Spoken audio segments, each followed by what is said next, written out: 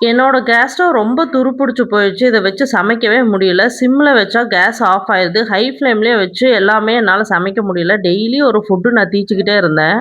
இத தூக்கி போட்டுட்டு புதுசு ஒண்ணு வாங்கணும்னு ஹஸ்பண்ட்கிட்ட ரொம்ப நாளா கேட்டுக்கிட்டே இருந்தேன். பட் அவருக்கு அது டைமே இல்ல. இன்னைக்கு தான் கொஞ்சம் டைம் கிடைச்சது.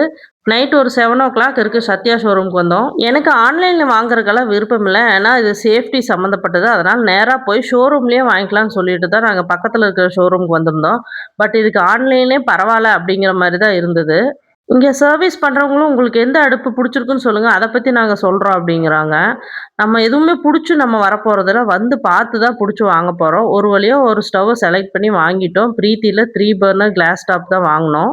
பே பண்ணதுக்கப்புறம் பில்லு தரல. பில்லு வாங்குறதுக்கு நாளைக்கு வாங்கன்னு சொல்லிட்டாங்க. சரி என்னடா இது அப்டின்னு சொல்லிட்டு இந்த ப்ராடக்ட் அப்டியே செக் பண்ணி பார்த்துட்டு நாங்க பே பண்ணிட்டு கெளம்பிட்டோம். பட் வீட்ல வந்து தான் பார்த்தோம் இந்த ப்ராடக்ட்ல ஒரு டேமேஜ் இருக்குன்னு.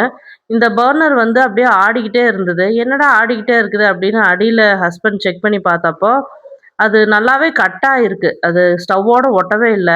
நல்ல வேளை இத பார்த்தோம். ஆன்லைன்ல ஆர்டர் பண்ணாத காரணமே நேர்ல போய் நல்லதா பார்த்து வாங்கணுங்கிறதுக்காக தான். ஆன்லைன்ல வரப்போ டேமேஜ் இருக்குங்கிறதுக்காக.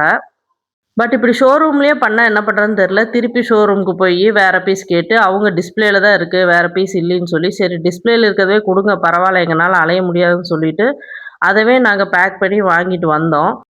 செகண்ட் டைம் போய் இந்த ஸ்டவ் வாங்குனப்ப தான் எங்களுக்கு பில்லே குடுத்தாங்க. இதுக்கு முன்னாடி ஒரு டைமு மிக்ஸி வாங்குனோம். அப்பவும் இப்படிதான் பில்லே குடுக்கல. அதுக்கு ஒரு வாரம் நாங்க அலைஞ்சோம். எப்ப போனாலும் அப்புறம் வாங்க, அப்புறம் வாங்கன்னு சொல்லி கடைசியா ஒரு வழியா பில் வாங்குனோம். இந்த ப்ராடக்ட்க்கு இப்படியே தான் பண்றாங்க.